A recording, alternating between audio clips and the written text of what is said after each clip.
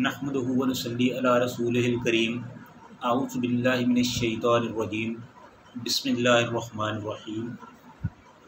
रिजालुन ला तुल्हीहिम तिजारतुन वला बैउन अन ज़िक्रिल्लाह व इकामिस सलात व इताइज़ ज़काति यख़ाफ़ूना यौमन ततक़ल्लबु फ़ीहिल क़ुलूबु वल अब्सार।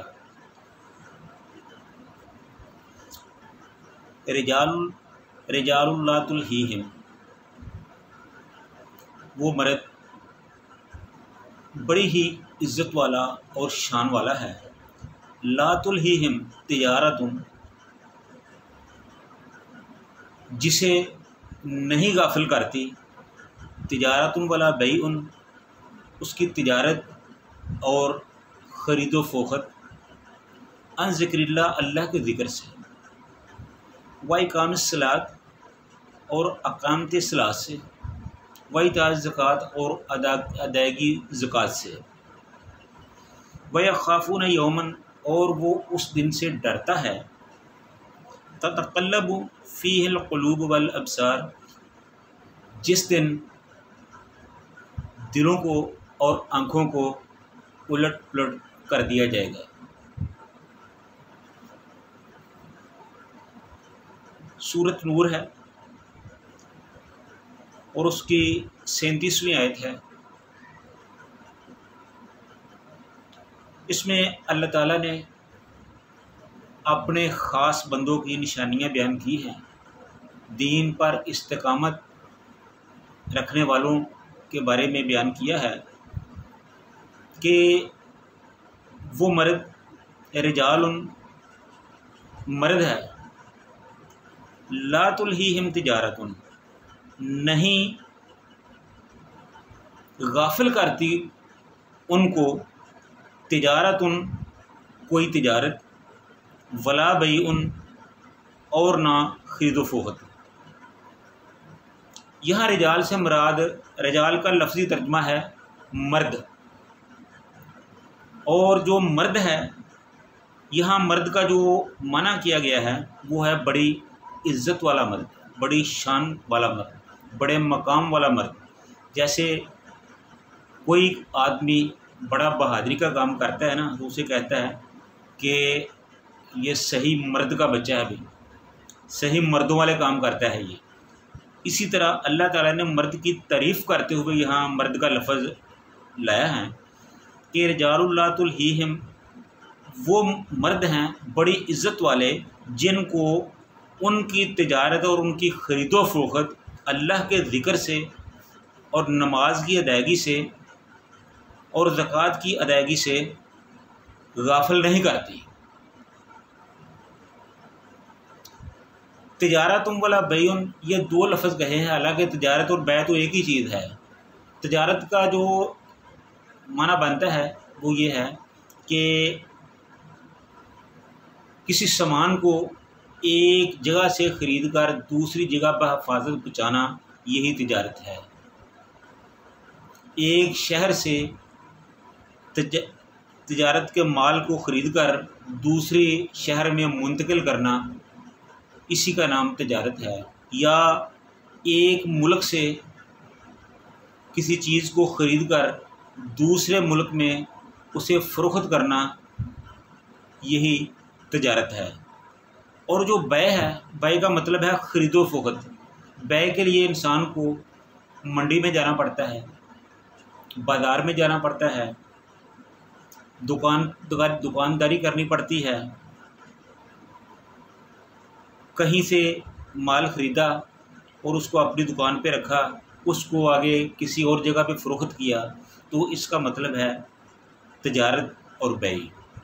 और जिस मर्द का ज़िक्र हो रहा है उसके बारे में ये है कि ऐसा मर्द बड़ी इज़्ज़त वाला है, बड़ी शान और शौकत वाला है, वो अल्लाह के नज़दीक बड़ी ही इज़्ज़त और तकरीम के लायक है कि जिसको कोई तिजारत, उस यानी उसका कारोबार, उसकी तिजारत, उसकी ख़रीदो फ़रोख्त, उसकी दुकानदारी, उसको अल्लाह के ज़िक्र से गाफिल नहीं कर सकती। व इकामिस सलात, और नमाज की अदायगी उसे अल्लाह के ज़िक्र, अल्लाह से गाफिल नहीं कर सकती। व इताए ज़कात, और उसकी तिजारत, उसकी बै, उसको अल्लाह ज़कात की अदायगी से भी गाफिल नहीं कर सकती। इकामत सलात का मतलब यही है कि वक्त पर नमाज पढ़ना, नमाज को कायम करना। व ईताए ज़कात, और वक्त पर ज़कात की अदायगी करना। एक आदमी का कारोबार, उसकी दुकानदारी पूरे ज़ोर शोर से जारी है, गाहक पे गाहक लगा हुआ है, हज़ारों लाखों रुपया वो कमा रहा है, उधर से अल्लाह ताला की तरफ से बुलावा आ जाता है कि अल्लाहु अकबर, अशहदु अल्ला इलाहा इल्लल्लाह, हय्य अलस सलाह, हय्य अलल फलाह, तो वो अपने सारे काम, अपनी तिजारत, अपनी बै, अपनी दुकानदारी को, अपने सारे कारोबार को छोड़कर अल्लाह के ज़िक्र की तरफ राग़िब हो जाता है, नमाज के लिए चल पड़ता है। तो ये जो अल्लाह के अहकाम हैं उनको, उनकी तरफ से उसका कारोबार उसे गाफिल नहीं कर सकता, और यही उसके अच्छा मर्द होने की निशानी है। और फिर इन सब से बढ़कर यखाफून यौमन, जो अच्छा मर्द है, जो बहादुर आदमी है, जो शान वाला मर्द है, यखाफून यौमन, वो उस दिन से डरता है। यखाफून यौमन, उस दिन से डरता है। किस दिन से? ततक़ल्लबु फ़ीहिल क़ुलूबु वल अब्सार, जिस दिन दिल और आंखें उलट पुलट कर दिए जाएंगे।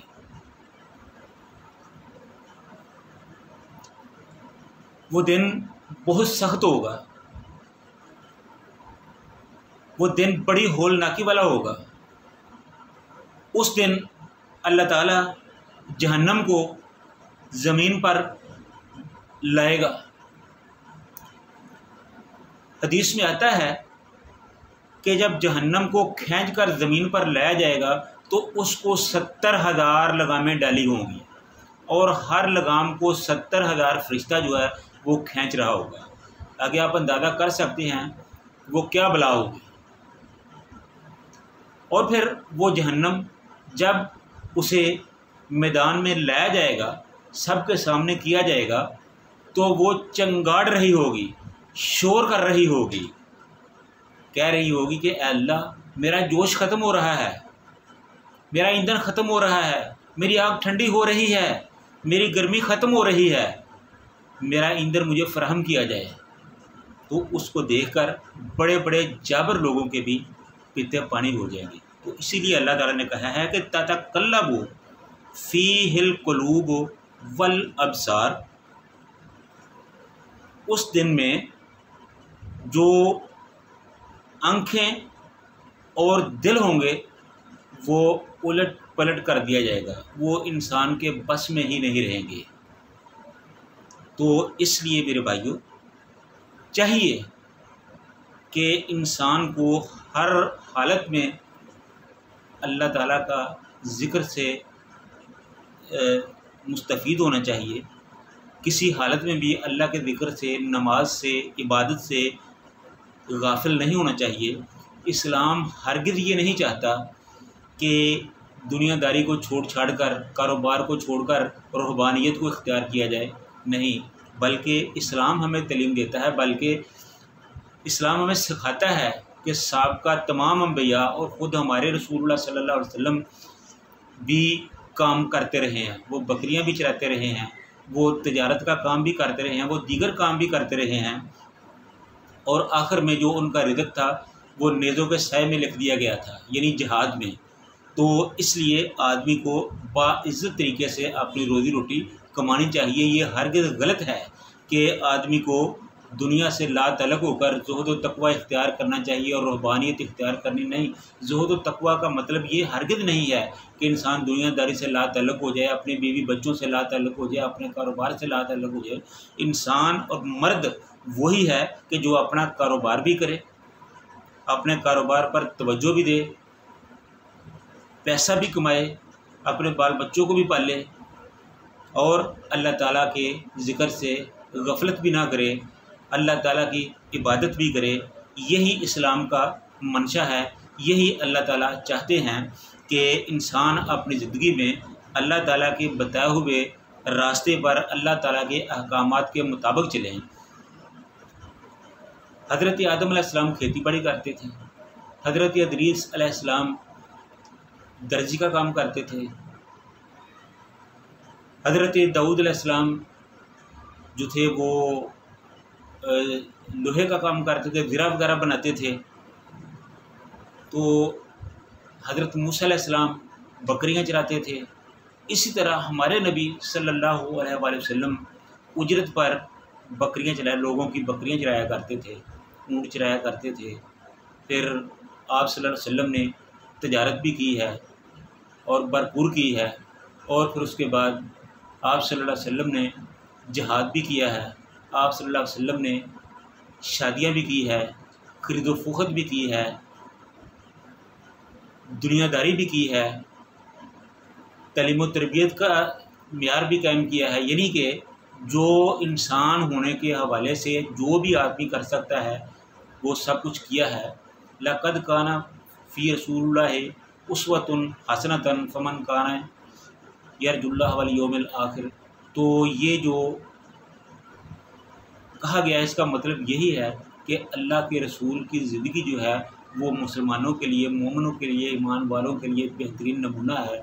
तो हमें चाहिए कि अपनी ज़िंदगी को अल्लाह ताला के अहकामात के मुताबिक डालें, अपने कारोबार भी करें। इताए ज़कात का मतलब क्या है कि आप ज़कात अदा करो। आप ज़कात किस तरह अदा करेंगे? आप कारोबार करेंगे, आपके पास पैसा होगा तो फिर ही ज़कात होगी ना। जब आप ज़कात की अदायगी करेंगे तो फिर वो मुआशरे का जो निज़ाम है वो चलेगा। तो इसीलिए इस्लाम ने इंसान को इस बात का मुकल्लफ बनाया है कि वो दुनिया से बेरग़बती ना करे, बल्कि दुनिया में रहते हुए वो जो उसके तकादे हैं वो पूरे करे। क्यों? उसने शादी भी करनी है, उसकी औलाद भी होनी है, उसके वालिदैन बहन भाई भी होंगे, तो उसको उनका पेट पालने के लिए कारोबार भी करना पड़ेगा। तो इसलिए ज़ुहद और तक़वा का मतलब सिर्फ़ ये है कि वो खुलूस के साथ अल्लाह ताला की इबादत करे। उसका ये मतलब हरगिज़ नहीं है कि दुनिया को छोड़कर रूहानियत को इख्तियार करे। ये इस्लाम का असूल नहीं है। तो अल्लाह ताला से दुआ है कि अल्लाह ताला हमें इस्लाम के अज़ली और अबदी असूलों के मुताबिक हमें अपनी ज़िंदगियाँ गुजारने की तौफ़ीक़ अता फ़रमाए। व आखिरु दावाना अनिल हम्दुलिल्लाहि रब्बिल आलमीन।